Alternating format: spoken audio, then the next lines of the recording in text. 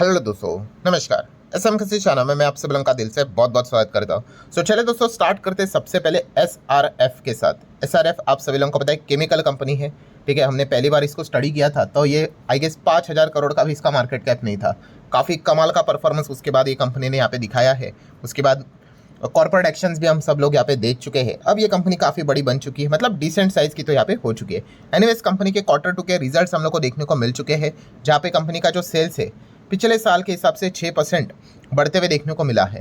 Overall number देखेंगे तो ठीक ठाक है, बट यस, जो अनुमान रहता है, बहुत सारे अलग अलग अनुमान रहते हैं। तो ऑपरेटिंग परफॉर्मेंस की अगर बात कर ले तो वहाँ पे भी थोड़ा बहुत परफॉर्मेंस मिस होते हुए देखने को यहाँ पे मिल रहा है। बाकी नेट प्रॉफिट की बात कर ले तो वहाँ पे आपको बहुत बड़ी जंप देखने को मिलेगी।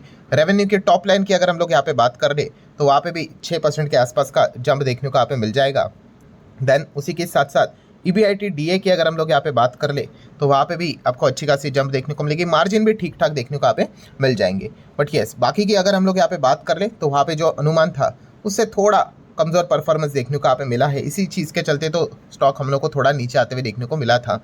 देन अगर बात करें कंपनी के CFO, यस, उन्होंने जो इस्तीफा यहाँ पे दिया है, इस चीज़ के चलते भी थोड़ा बहुत प्रेशर हम लोग को SRF में आज के दिन देखने को यहाँ पे मिल चुका है। देन अगर हम लोग बात करेंगे दोस्तों तो Tata investment, yes, Tata investment की अगर बात कर ले, ये एक ऐसी कंपनी है जिनका काम ही नाम के हिसाब से ही है, अलग अलग इसमें वो इन्वेस्टमेंट करते रहते हैं। टाटा ग्रुप की जितनी कंपनी आपको देखने को मिल जाती है, इनका कहीं ना कहीं डायरेक्टली इनडायरेक्टली स्टेक आपको यूजुअली देखने को मिल ही जाता है, ठीक है। एयर इंडिया की भी अगर बात कर ले तो उसमें भी इनका हम लोग को स्टेक देखने को मिल जाता है। सो अगर हम लोग यहाँ पे बात करें, इनके भी Q2 के नंबर थे।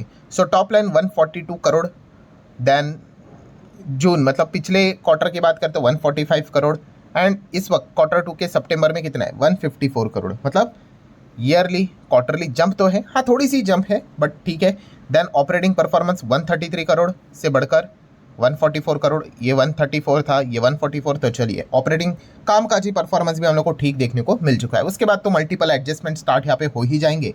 एंड फाइनल नेट प्रॉफिट जो हम लोग को देखने को मिल जाता है वो कितना है 124 करोड़। एक साल पहले था सेम क्वार्टर में, Q2 में, और अब इस वक्त कितना हो गया 148 करोड़। तो ईयरली तो क्लियर कट जंप है, क्वार्टरली हल्की सी जंप है। 146 था, 2 करोड़ ज़्यादा 148।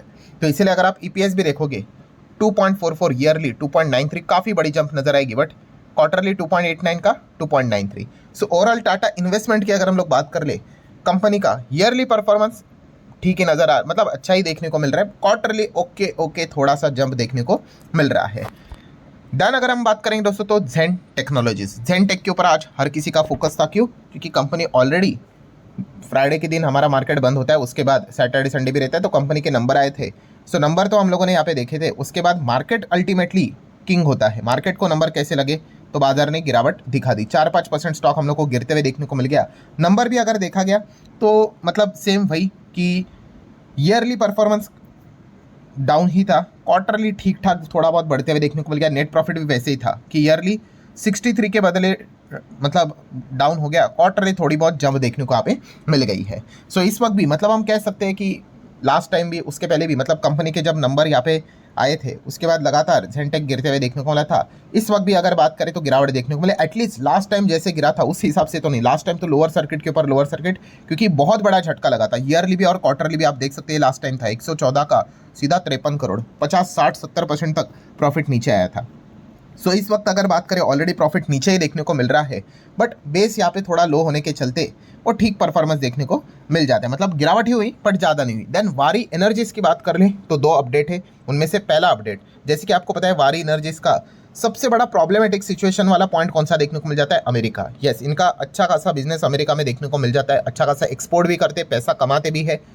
हाल ही में कुछ ऑडिट भी वहाँ पे चल रहा है, एलिगेशंस भी लगा के रखे हुए हैं कि लेबलिंग करके यहाँ पे ये क्या करते हैं, चाइना का प्रोडक्ट अमेरिका में यहाँ पे बेचते हैं एंड इस चीज़ के चलते पैसे कमाते हैं। लेट्स सी उसका आउटकम क्या निकल कर आता है। तो इसीलिए इस झंझट से अभी ऐसा लगता है कि वारी बाहर निकलना चाहता है। क्यों? और मतलब ये जो तकलीफ यहाँ पे हो रही है ना, तो कैसे निकलेंगे? तो डोमेस्टिक बिजनेस को ग्रो करके। सो उन्होंने मतलब ये कहने की कोशिश की है कि विद इन इंडिया ही ज़्यादा से ज़्यादा, मतलब ऑलरेडी इनका बिजनेस विद इन इंडिया है, बट इसको और ज़्यादा हम ग्रो करने की कोशिश करेंगे, क्योंकि लगातार अमेरिका से हम लोग को चैलेंजेस बढ़ते हुए देखने को मिल रहे हैं। तो अच्छी बात है भाई। देन अगर हम बात करें तो वारी एनर्जीज का ही आपको पता ही है, लगभग 16,000 करोड़ रफली आप कह सकते हैं जो शेयर्स है वो हम लोग को लॉकिंग पीरियड होता है वो खत्म होते हुए देखने को यहाँ पे मिल चुका है। ठीक है, जैसे कि आपको बताया कोई भी आईपीओ आता है, कोई भी नई कंपनीज की एंट्री यहाँ पे हो जाती है, अलग अलग रूल्स रेगुलेशंस होते हैं, उसमें एक चीज़ होती है लॉकिंग पीरियड कि भाई इमीडिएटली अगर आप पैसा मतलब कंपनी जैसे मार्केट में आ जाते आप उसको निकाल नहीं सकते। टाइम रहता है कि 6 महीना, 1 साल, 2 साल, 3 साल, और उसके बाद फिर वो आपको परमिशन दी जाती है कि भाई अब आप चाहो तो बेचना तो बेच सकते हो। तो वो लॉकिंग पीरियड 16,000 करोड़ का अब फ्री होते हुए देखने को मिल चुका है। फिर अभी वो उनका चॉइस, रखना है तो रखो, बेचना है तो बेचो। ठीक है, उसके पहले तो उनके ऊपर रिस्ट्रिक्शन नहीं था। नेक्स्ट अगर हम लोग बात करेंगे दोस्तों तो MCX, यस MCX की बात करें, कमोडिटी मार्केट की बात करें, गोल्ड एंड सिल्वर के चलते तो भाई हम कह सकते हैं MCX के साइट के ऊपर काफ़ी लोगों ने पहली बार भी विजिट किया होगा, बार बार भी विजिट किया होगा। सो MCX की अगर बात करें आज के दिन काफ़ी अच्छा भागा, और उस अच्छे खासे तेज़ी के पीछे का रीज़न क्या है दोस्तों, तो एक और नया रेवेन्यू स्ट्रीम इनके लिए बनते हुए देखने को मिल रहा है। कैसे, तो दोस्तों यहाँ पे बुलियन इंडेक्स के लिए वो ऑप्शन कॉन्ट्रैक्ट लॉन्च करते हुए देखने को मिल चुके हैं, जो कि 27 अक्टूबर 2025 से स्टार्ट होते हुए देखने को यहाँ पे मिलने वाला है।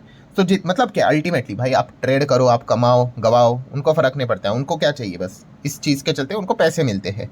ठीक है, जैसे मैंने एक बात आपको बताई थी, जैसे कि हमारे इक्विटी मार्केट में आप लोगों को ये जो चीज़ें देखने को मिल जाती है, CDSL, NSDL, ठीक है, और भी मतलब BSE की अगर बात कर ले, ठीक है, बॉम्बे स्टॉक एक्सचेंज प्लेटफॉर्म रहते हैं ना, तो वैसे MCX कमोडिटी मार्केट के लिए है। ठीक है, तो इनके लिए भी एक वो अच्छा सिनेरियो देखने को मिल जाता है, नई नई चीज़ें लाते रहने का, आप ट्रेड करते रहो, वो कमाते रहेंगे। हाँ, नो डाउट इक्विटी मतलब जो वॉल्यूम्स हम लोग को देखने को मिल जाता है, ट्रेड देखने को मिल जाता है, अभी जाके थोड़े बढ़ते हुए देखने को यहाँ पे मिल रहे हैं। ठीक है, तो ये एक इन कंपनीज के लिए एक अच्छा पॉइंट देखने को मिला। इससे क्या होता है, ग्रोथ पकड़ने की कंपनी हमेशा तलाश में होती है, तो नई नई चीज़ें लॉन्च करती रहती है। तो बुलियन इंडेक्स अभी हम लोग को यहाँ पे लॉन्च होते हुए देखने को मिल चुका है। ऑप्शन कॉन्ट्रैक्ट की मैं बात कर रहा हूँ। दैन अगर बात करें दोस्तों तो आज के दिन 2 कंपनियाँ खास फोकस में थी, एक LIC एंड दूसरी अदानी ग्रुप की कंपनियां। सो ये तो अभी बच्चे बच्चे को पता है, मल्टीपल टाइम रिपीट्स हो चुके हैं, वॉशिंगटन पोस्ट ने इनके ऊपर एलिगेशन यहाँ पे लगा दिया। सो अदानी ग्रुप की कंपनीज में क्या देखने को मिलेगा आज के दिन, तो आप देख सकते हैं जितने भी कंपनी है 1, 2, 3 इनमें हरा निशान देखने को मिल गया। कोई बहुत बड़ा नहीं था, बट बाकी 1, 2, 3, 4, 5 इसमें हम लोग को लाल निशान देखने को मिल गया। मतलब दबाव देखने को मिला, इतना कोई बड़ा दबाव नहीं। ठीक है, हिंडनबर्ग ने जो किया था भाई वो तो बहुत ही बड़ी चीज़ थी, तभी तो मतलब किसी ने कल्पना भी यहाँ पे नहीं की थी। अब तो हर किसी को यहाँ पे पता ही है कि इस प्रकार की कोई ना कोई यहाँ पे टारगेट्स आते ही रहते हैं, इस इधर से उधर से चीज़ें यहाँ पे चलती रहती है। सो कोई सिग्निफिकेंट हम लोग को गिरावट देखने को यहाँ पे नहीं मिली है। एंड उसी के साथ साथ LIC की भी अगर हम बात कर ले तो शुरुआत थोड़ी सी हम कह सकते हैं एक आध बार लाल निशान में चला गया था, बट उसके बाद वापसी हम लोग को होते हुए देखने को मिल गई। तो कोई खास डैमेज हम लोग को इन दोनों पे ऊपर देखने को यहाँ पे नहीं मिला है। नेक्स्ट अगर हम लोग यहाँ पे बात करें तो ऐसी कंपनियाँ जिनसे रिलेटेड थोड़ा सा अनुमान था कि एक निराश कर सकते हैं, लाल निशान दिखा सकते हैं, गिरावट देखने को मिल सकती है, एंड जिस बात का डर था वही हम लोग को होते हुए देखने को मिल गया। पहली कंपनी थी सिगाची इंडस्ट्रीज। सो सिगाची की बात करें, Q2 के नंबर काफ़ी खराब हम लोग को देखने को मिले थे। कंपनी का प्रॉफिट 50% डाउन देखने को मिला था। ठीक है, वो सारा चीज़ पिछले क्वार्टर में जो एक्सीडेंट हुआ था वो सारी चीज़ें चलो ठीक है, उसको साइड में रख दो, बट जो कामकाजी परफॉर्मेंस है वो भी कितना ख़राब था। टॉप लाइन ऑपरेटिंग परफॉर्मेंस काफ़ी ख़राब था, और फाइनली सिगाची इंडस्ट्री आज के दिन 4-5% टूटते हुए देखने को मिल गया। बाद में थोड़ा रिकवर किया, वो अलग स्टोरी, बट ये एक हम लोग को डर था वो सच होते हुए देखने को मिल गया। और दूसरा डर बहुत ही क्लियर कट था, रेलटेल गिरने के चांसेस काफ़ी ज़्यादा थे, और वैसे हो गया। क्यों? क्योंकि बिहार एजुकेशन प्रोजेक्ट जो इनको यहाँ पे मिला था, ठीक है, वो प्रोजेक्ट इन्होंने क्या कर दिया, कैंसिल कर दिया। 209 करोड़ के आसपास का प्रोजेक्ट था।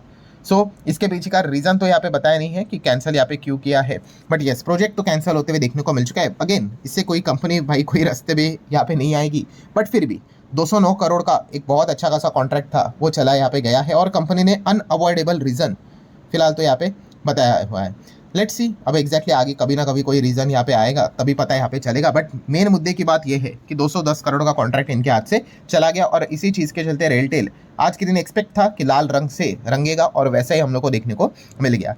देन आ जाते हैं दोस्तों वोडाफोन आइडिया, रिटेल प्लेयर, खास रिटेल नहीं बोलना चाहिए, जो बिगनर्स होते हैं एकदम नए नए आ जाते हैं मार्केट में, तो उनके रडार पे ये कंपनी काफ़ी ज़्यादा देखने को मिल जाती है। ठीक है, ऐसी कोई बात नहीं भाई, हमने भी जब मार्केट शुरू किया था हमारा भी रडार पे यही रहता था कि 1 रुपये का शेयर, 5 रुपये का शेयर, 10 रुपये का शेयर कौन सा है।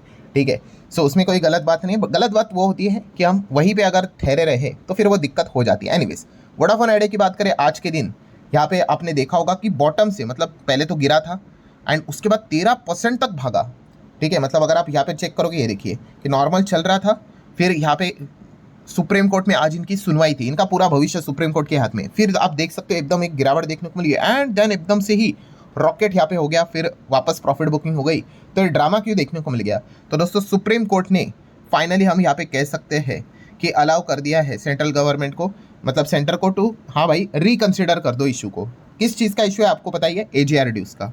मतलब क्या दोस्तों, अब वोडाफोन आइडिया ने भी ये बात बोल दी है कि कंपनी ने भी क्या बोल दिया है कि yes they are now looking forward to working with the DOT मतलब सरकार का ही department of telecommunication to resolve the AGR dues matter.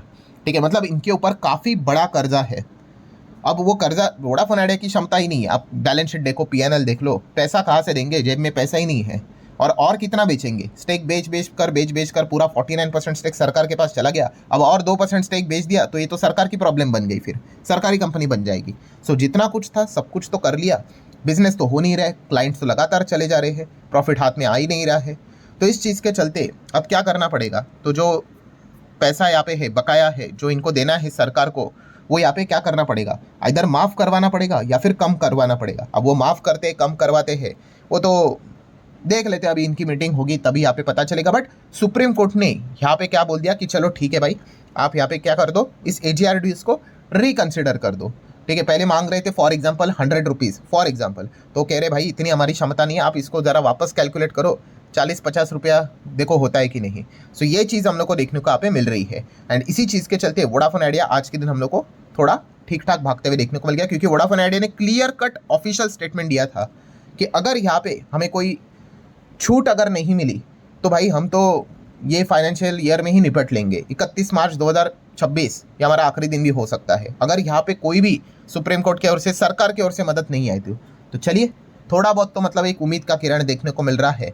Let's see, अब देख लेते हैं ये जो टाइटैनिक है जो डूब रहा है वो कब तक यहाँ पे और थोड़ा सा बच यहाँ पे पाएगा। और जैसे ये खबर यहाँ पे आ गई कि अभी इसको वो कंसिडर करेंगे, कैलकुलेट करके देखेंगे, देख लेते हैं। अभी वो तो तारीख के ऊपर तारीख चीज़ें तो यहाँ पे चलती रहेगी, खबरें तो यहाँ पे आती रहेगी, और इसमें ये वॉलेटिलिटी के चलते ट्रेडर पैसा यहाँ पे कमाते रहेंगे।